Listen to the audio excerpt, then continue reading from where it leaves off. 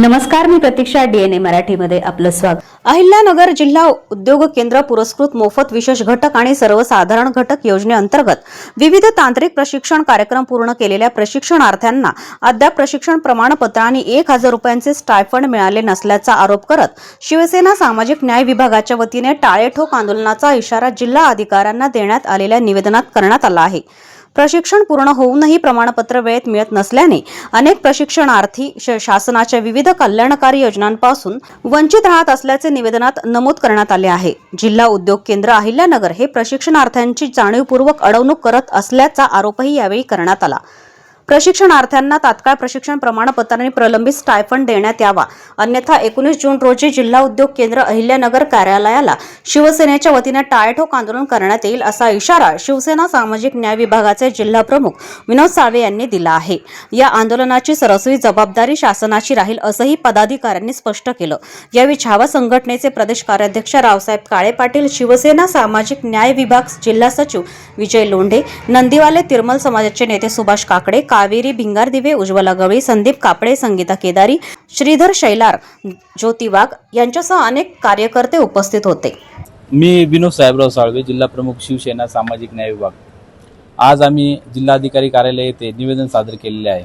त्याचं कारण असं होतं की महाराष्ट्र शासनाच्या अनेक कल्याणकारी योजना आहेत, त्यामधून एक जिल्हा उद्योग केंद्राची योजना, यामध्ये नवउद्योजक तयार व्हावा या दृष्टीने जिल्हा उद्योग केंद्रामार्फत जिल्हा उद्योग केंद्राच्या पुरस्कृत काही संस्था आहेत का जे ट्रेनिंग देतात. उद्योजक तयार होण्यासाठी ट्रेनिंग दिलं जातं. ते ट्रेनिंग दिल्यानंतर त्यांना एक सर्टिफिकेट दिलं जातं आणि त्यामध्ये त्यांना भत्ता वगैरे या स्वरूपात काही रक्कम दिली जाते. परंतु गेल्या 25-26 असं 1 वर्षाचं आता वर्ष संपत आले, परंतु ट्रेनिंग वगैरे संपूर्ण झालेलं असतानाही आणि यशस्वीरित्या ते ट्रेनिंग पूर्ण करणारे काही जे लाभार्थी आहेत त्यांनाही अद्यापपर्यंत जिल्हा उद्योग केंद्राने कोणतंही सर्टिफिकेट दिलेलं नाही किंवा त्यांना टायफंड म्हणजे जे काय भत्ता आहे तोही मिळालेला नाही.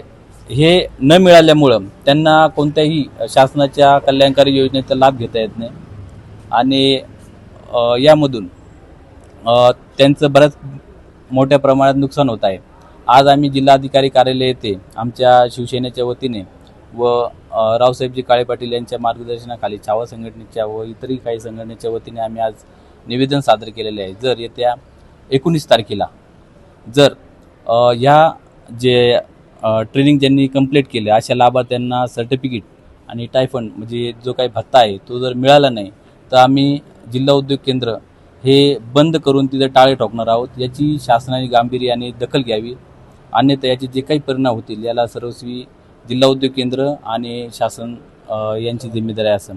नमस्कार, मी उज्ज्वला गवळी, शिवसेना जिल्हा महिला सचिव,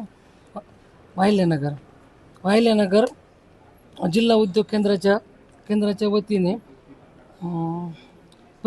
प्रशिक्षणार्थीसाठी ज्या स्कीम वगैरे चालू केल्या होत्या त्या स्कीम त्यांनी पूर्ण केलेल्या असून सुद्धा त्यांना आत्तापर्यंत स्टायफंड व प्रमाणपत्र देण्यात आलेलं नाही आणि ते जर ते मिळालं नाही तर प्रशिक्षणार्थींना त्याचा भविष्यात काही उपयोग होत नाही व शासकीय योजनांचा लाभ घेण्यापासून ते मग वंचित राहतात.